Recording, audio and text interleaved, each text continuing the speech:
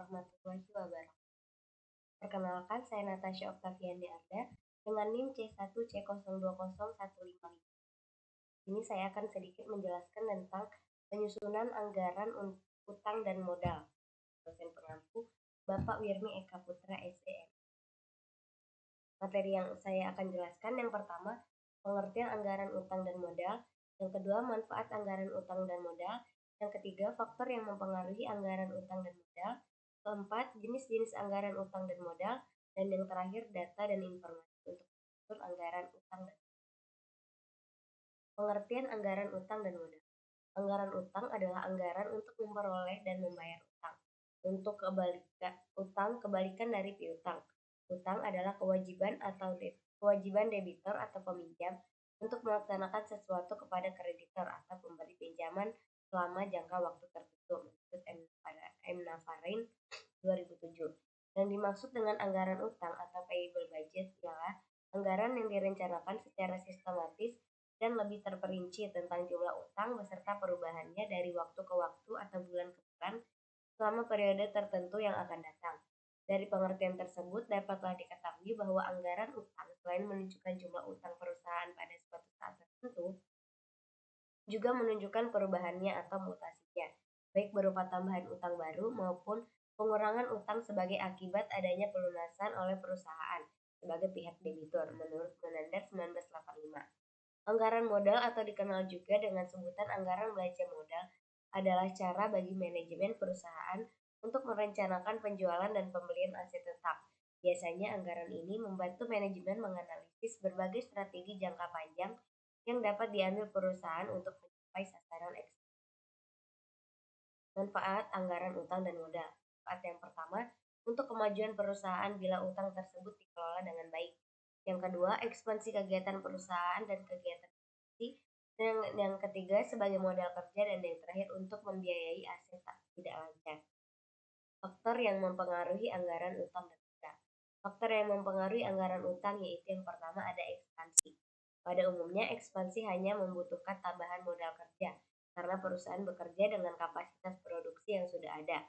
Namun, apabila kemudian perusahaan harus menambah alat produksi tahan lama atau pembangunan pabrik baru, maka kebutuhan modal tetap. Dengan demikian, pengertian ekspansi itu dimaksudkan sebagai perluasan modal, baik perluasan modal kerjasama maupun modal kerja dan modal tetap, yang digunakan secara tetap dan terus-menerus di dalam perusahaan. Perluasan modal ini dapat memperbesar utang. Yang kedua ada struktur modal. Dalam hubungannya dengan struktur keuangan dan struktur kekayaan, dikenal adanya pedoman atau aturan struktur keuangan yang konservatif, baik vertikal maupun horizontal. Adapun struktur finansial atau struktur keuangan konservatif yang vertikal memberikan batas imbangan yang harus dipertahankan oleh suatu perusahaan mengenai besarnya modal asing atau utang dengan modal sendiri. Selanjutnya ada faktor yang mempengaruhi anggaran modal. Yang pertama, penilaian terlebih dahulu terhadap rencana. Yang kedua, keakuratan data arus kas, masuk dan keluar, ketepatan pengambilan keputusan mengenai penganggaran modal akan tergantung pada keakuratan data arus kas, masuk dan keluar. Yang ketiga, tingkat resiko. Yang keempat, tingkat pengembalian. Yang kelima, pemilihan proyek. Dalam pemilihan proyek yang akan dijalankan, perlu diperhatikan apakah proyek tersebut sejalan dengan tujuan perusahaan atau apakah tidak. Yang keenam ada jumlah dana kesehatan keuangan harus dipertimbangkan terlebih dahulu, terutama pada kecukupan jumlah dana. Yang selanjutnya, kemungkinan keberhasilan ketepatan penyusunan anggaran modal sangat penting untuk memprediksi kemungkinan berhasil, karena hasilnya baru akan diperoleh pada masa yang akan datang. Dan yang terakhir, persaingan hal ini ditujukan untuk mengantisipasi terjadinya kesamaan produk. Jenis anggaran utang dan modal. Yang pertama ada utang jangka pendek atau short term debt atau utang lancar current debt. Adalah utang yang berjangka waktu paling lama 1 tahun seperti utang usaha, beban terutang, wesel bayar, kredit modal kerja, dan lain-lain.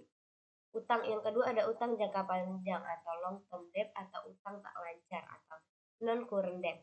Adalah utang yang berjalan waktu lebih dari 1 tahun seperti utang obligasi, utang hipotek, kredit investasi, dan lain-lain.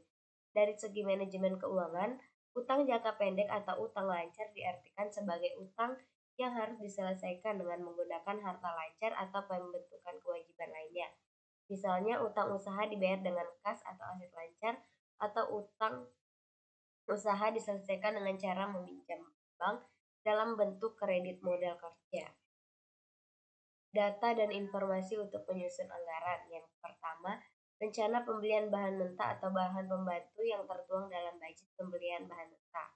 Yang kedua, keadaan persaingan para pemasok bahan di pasar. Yang ketiga, posisi perusahaan terhadap pihak pemasok bahan. Yang keempat, syarat pembayaran yang ditawarkan oleh pihak penjual. Dan yang terakhir, tersedianya modal kerja perusahaan. Sekian materi yang dapat saya sampaikan. Mohon maaf atas kesalahan dan kekurangan. Wassalamualaikum warahmatullahi wabarakatuh.